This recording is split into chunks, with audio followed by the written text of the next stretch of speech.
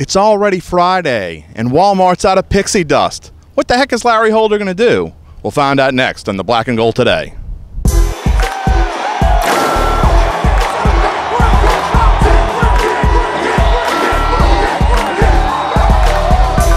Welcome to the Black and Gold Today, sponsored by Cadillac of New Orleans. I'm Jim Derry, along with Larry Holder, and it's Friday again, and here we go. The Saints fans are just clamoring for your pick. But we're going to have to make them wait. I'm pretty sure they're dreading my pick because if I pick a win, it's a loss. And if I pick a loss, they think it's going to be a win. But I'm never right about anything. I might as well just pick a tie and I'll be safe. Now, that would be cool. If you picked a tie and it actually happened, I think we'd have something. You'd make national news. Well, maybe it'd be doing better than those national everyday fantasy sites that are now about to go up in flames, right? Oh, there's some people upset about that. Don't get me started on that. Let's talk a little bit about this week and keys to victory, and obviously the Saints. I don't know how many times we've said must-win situation, but this is the last must-win. I mean, if they don't win this time, they got to get back to 5-5. 4-6, you're pretty much dead going into the second half. Is that the way you see it? I would say if you get to 4-6. You've got to win the final 6 games in a row. You've got to get to 10-6. So you've got to give yourself a little leeway. And I think some of the keys for the Saints, look, they still need to start off strong offensively like they've done the past few weeks. The thing is they've got to maintain it because I'm not sure how healthy this team is going to be defensively. When they're healthy, they're okay.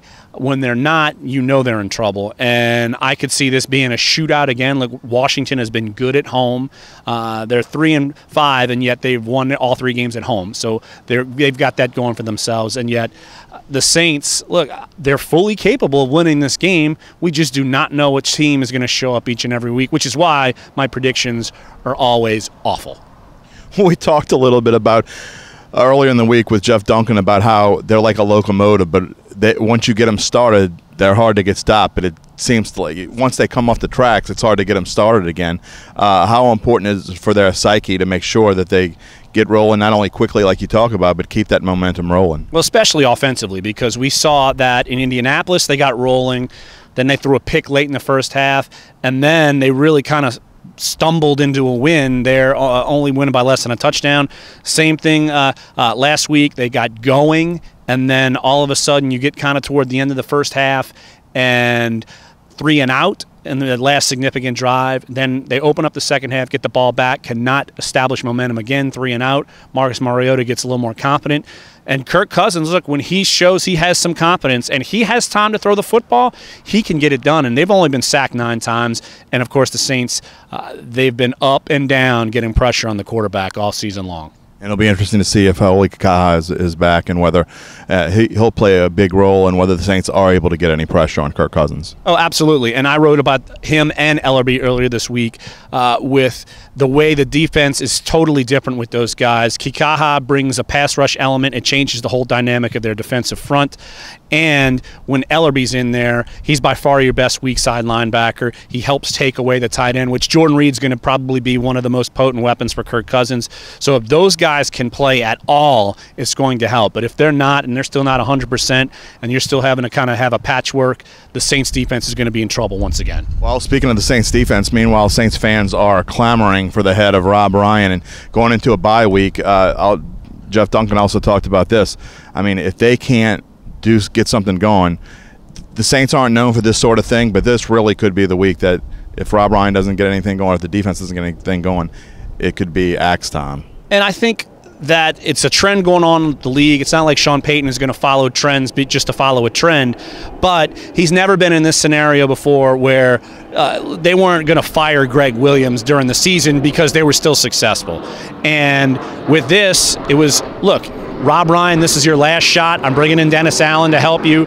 Things are not going the way you had hoped for.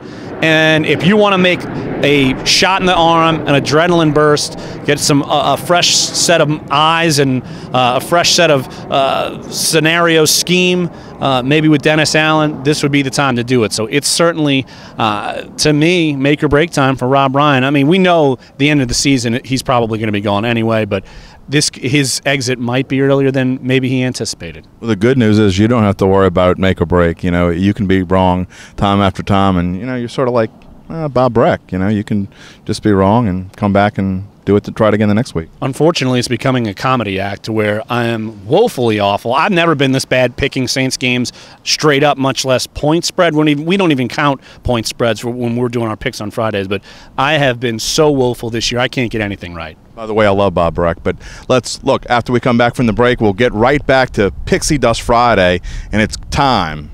But you got to hold on and watch this. What's one of the nicest things that comes with your new Cadillac from Cadillac of New Orleans? 0% interest. Get 0% interest on all new Cadillacs, now at Cadillac of New Orleans. New owners, new attitude, on Lime Street in Rye in Metairie. Okay, it's the moment of truth. I don't even know if you know what you're going to pick, and we're like 3 seconds away.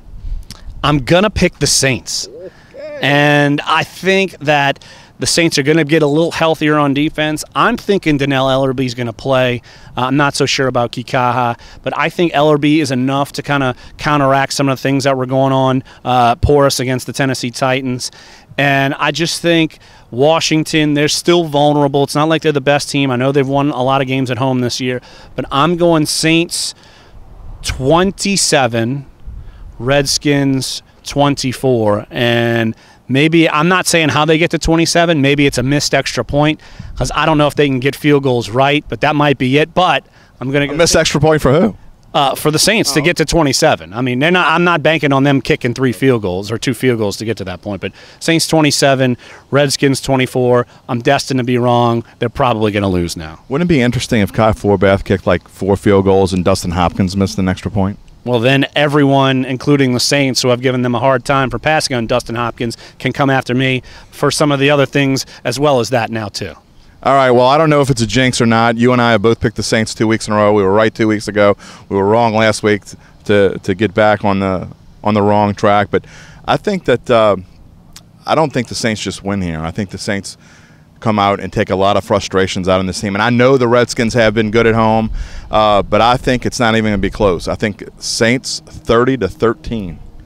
What brings you to that conclusion? Enlighten me. Because I haven't been going. Last week I had a gut feeling they were going to lose. I even said that they weren't going to play well. I said in my column it wouldn't surprise me if they lose, but I didn't have the guts to pick them to lose. So I'm going with my gut. My gut says that they're going to play well and just kick the bejesus out of this team. My gut is it's a tie. That's what I should have went with my gut. Well, if it's a tie, you know now that we're all going to go with your gut if it's really a tie. Let's close the show there. Thanks for joining us, everybody. We'll see you soon. And enjoy the game.